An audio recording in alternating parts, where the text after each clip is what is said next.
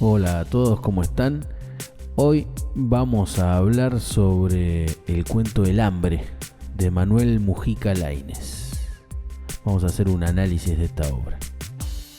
Como ya sabemos, la reconstrucción ficcional de la expedición de Don Pedro de Mendoza al Río de la Plata ha sido un tema recurrente en la literatura argentina. Roberto Pairó lo desarrolló en El Mar Dulce y Enrique Larreta hizo lo propio en la obra de teatro Santa María del Buen Aire y en las prosas que integran las dos fundaciones de Buenos Aires. Sin embargo, aún teniendo en cuenta estos ilustres antecedentes, el cuento El hambre de Manuel Mujica Lainez ha pasado a ser el texto más representativo sobre el tema.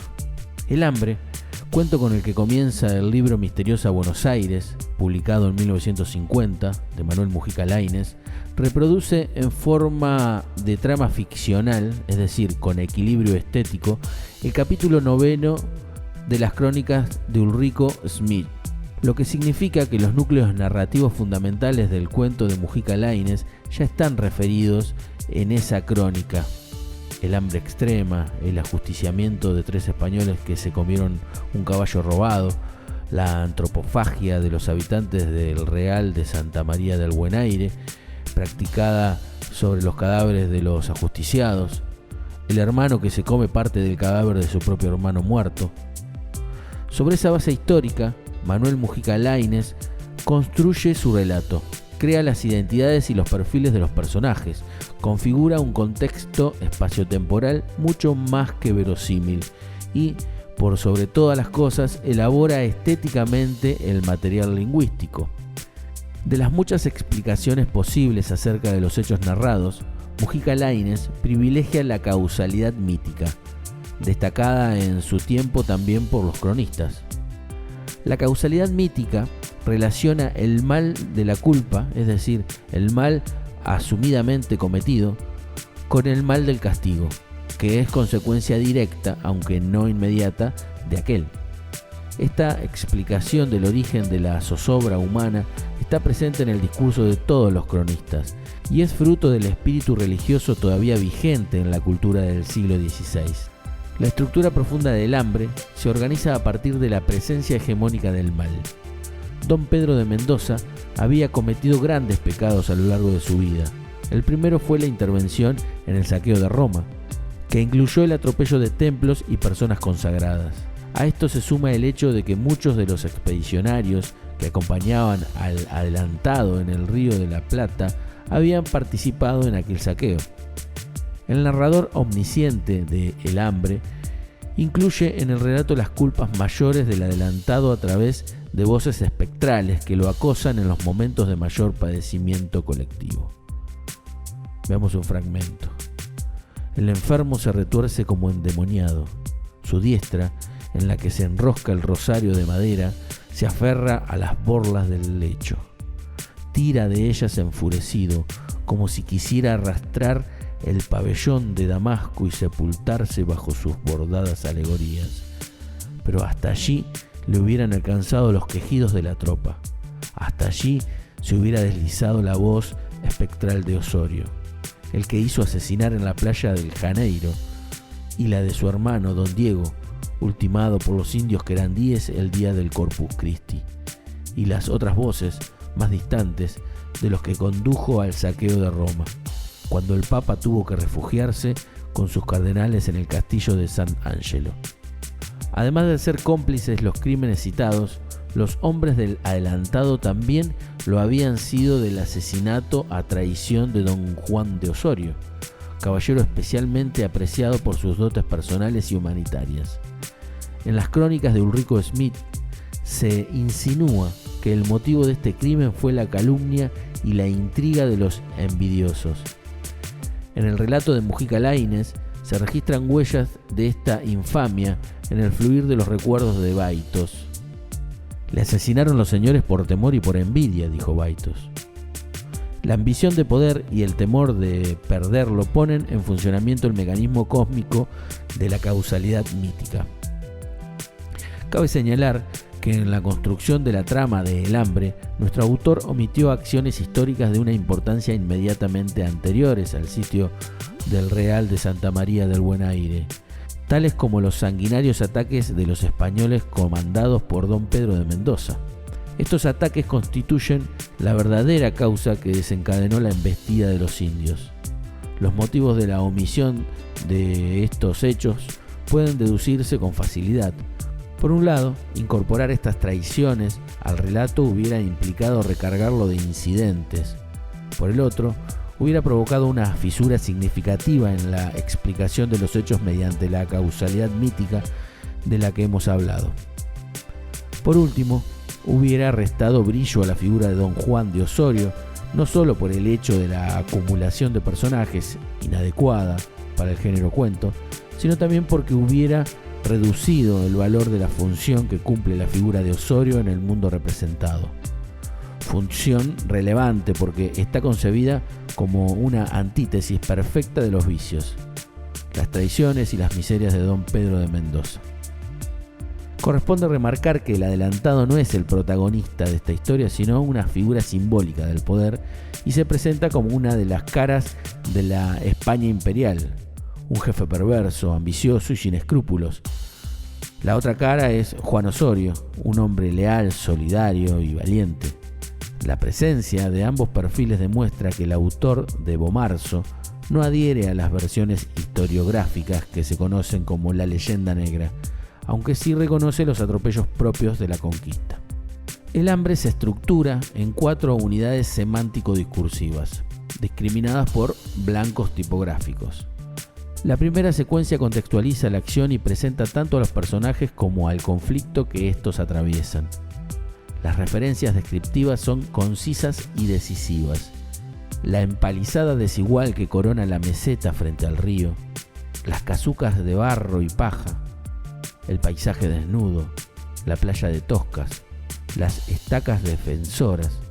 3 elementos acrecientan la hostilidad de este medio, que el narrador define como tierra maldita. Uno es la oscuridad, protectora del enemigo. Otro, el frío, que se cuela por todas partes. Un soplo de aire helado se menciona al comienzo del texto y se repite al final. El tercero, el olor fétido de los cadáveres en descomposición, comentado casi en el cierre de esta primera secuencia. En este contexto, advertimos 2 grupos de personajes que se presentan en activa y agresiva antítesis: los españoles y los indios. La figura de don Pedro de Mendoza que Mujica Lainez construye en la ficción está muy lejos de la representación heroica del imaginario escolar. Por el contrario, parece legítimo colegir que esta imagen ficcional se encuentra más cerca de la realidad histórica que de la consagrada, sobre todo si pensamos en la conciencia del fracaso personal y en la enfermedad terminal que padecía, y en el contexto de desaliento e irritación generalizados por la responsabilidad directa que el adelantado tenía respecto de los sufrimientos colectivos. La voz del narrador presenta a don Pedro de Mendoza gimiendo por los delirios de la fiebre, blandiendo la espada como un demente. Sin embargo, en la mente del don Pedro de Mendoza ficcional, incluso en las peores circunstancias, no parece haber margen para la renuncia a los proyectos ambiciosos que lo empujaron hasta las costas rioplatenses. Espera a Ayolas con sus auxilios para partir hacia la comarca del metal y de las perlas. Esta perífrasis expresa la representación mítica más fuerte del proyecto imperial español, aquella que se resume con el nombre de El Dorado y que ha dado lugar a notables ficciones de fuente histórica, como lo es, por ejemplo, la novela El Camino de El Dorado, que fue publicada en 1947, de Arturo Uslar Pietri. En esta primera secuencia del relato se registran sensaciones visuales, auditivas, olfativas e internas.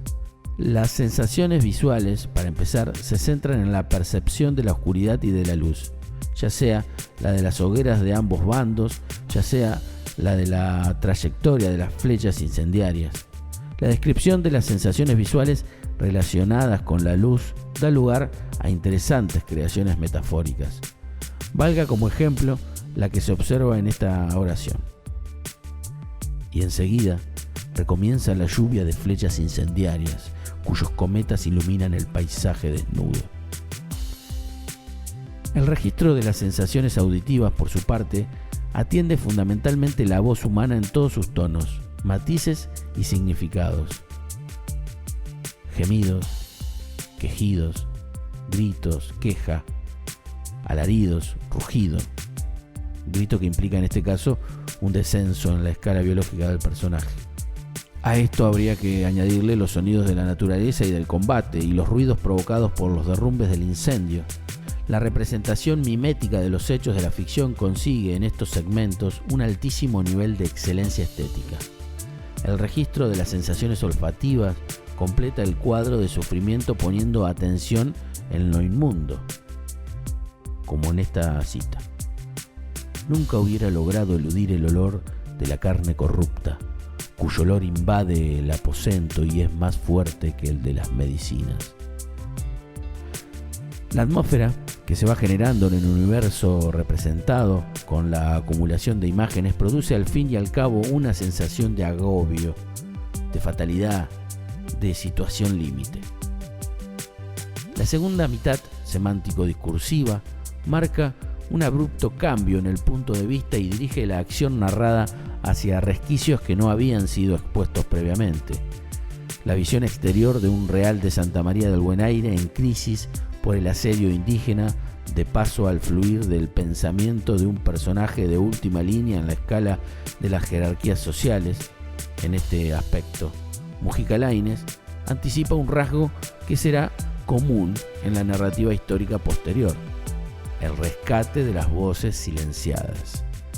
El narrador omnisciente, no representado, se instala en la perspectiva de Baitos, acurrucado en un rincón de su tienda sobre el suelo duro, dice el texto. Esta referencia al suelo duro contrasta con el ambiente que rodea al adelantado. La alusión al rincón definitorio se encuentra en el comienzo y en el final de la secuencia, y no hay más que doblarse en dos y tiritar en un rincón de la tienda. Una tienda y no una construcción de barro y troncos como las viviendas de los jefes, como es lo que le corresponde al ballestero Baitos, que sabe distinguir la calidad de las personas y por esa razón elogia a Juan de Osorio y pone al descubierto las miserias de otros expedicionarios. Luego de dedicarle algunos pensamientos hostiles a sus jefes, Baitos toma conciencia de su hambre. La metáfora inicial de esta secuencia, con las entrañas arañadas por el abdomen, dice el texto, se agrava hasta el desvarío. Y ni el personaje ni el narrador son capaces de describirla, solo la reducen a breves exclamaciones. El hedor de los cadáveres le sugiere a Baitos la única solución: asociarse con su hermano, a quien le toca custodiar los cadáveres de los ajusticiados para descender uno de los cuerpos y entonces... La acción avanza en esta secuencia con tres elementos: el odio profundo a los jefes, que será motivo de un ataque gratuito; la ceguera provocada por el hambre, que explicará la percepción equivocada de las identidades; y el anillo de plata que la madre entregó al hermano del ballestero, un elemento del reconocimiento trágico y tardío. El tema del hambre y de su derivado subsidiario, la antropofagia, se han instalado en el centro del relato. La trama avanzará a partir de esto como un tren sin frenos ni carriles. La tercera secuencia marca la marcha de Baitos hacia los cadáveres colgados y la intención firme de comerlos, pues ya otros lo habían intentado. Sí, allí están, como tres péndulos grotescos, los tres cuerpos mutilados. Cuelgan, sin brazos, sin piernas. Los puntos suspensivos sirven nuevamente como recurso para sugerir lo que se omite por atroz. Un incidente inesperado irrumpe el cumplimiento del propósito de Baitos. Aparecen cuatro sombras que, por las siluetas que dibujan sus ropas, bien podía relacionar con los jefes. Se reaviva la ira del ballestero por el trato despectivo de los señores, sobre todo cuando reconoce a Bernardo Centurión. del que se cuenta que los esclavos turcos bramaban bajo su látigo, encadenados a los remos. Centurión lleva puesto el manto de pieles que en cierta ocasión le obsequió el gran almirante Andrea Doria. Ese manto permite reconocerlo a la distancia y en la penumbra. La acción se suspende una vez más. El ballestero, acosado por el hambre y por el odio, se desvanece sobre la hierba rala. La cuarta secuencia ajusta los hilos que se venían desplegando y lo hace con la intención de obtener un desenlace inesperado. Los objetos serán decisivos en los tramos finales del relato. Uno, la capa de piel de Bernardo Centurión. Otro, el anillo de plata del hermano de Baitos. Este le permite al ballestero descubrir, cuando se dispone a comer la mano del hombre que acaba de matar, la identidad de su víctima. No era el jefe que maltrataba a los esclavos en las galeras, sino su hermano. Lo reconoce por el anillo que le dio su madre, que había robado el manto de nutria del cadáver que yacía tendido no muy lejos de donde Baitos se encontraba. La causalidad mítica se ha cumplido. Cada pecador ha recibido su castigo. Don Pedro de Mendoza, los estigmas de una enfermedad repugnante y el fracaso de su ambición. Los asesinos, la muerte o la antropofagia. La comunidad, el hambre. El incendio y las 2 veces maldita profanación de los cadáveres. Esto ha sido todo por hoy en este análisis del cuento de Manuel Mujica Lainez, El hambre. Los invito a darle like al video, a hacer algún comentario, a compartirlo y a suscribirse al canal, ya que periódicamente estoy subiendo contenido de este tipo. Desde ya, muchas gracias.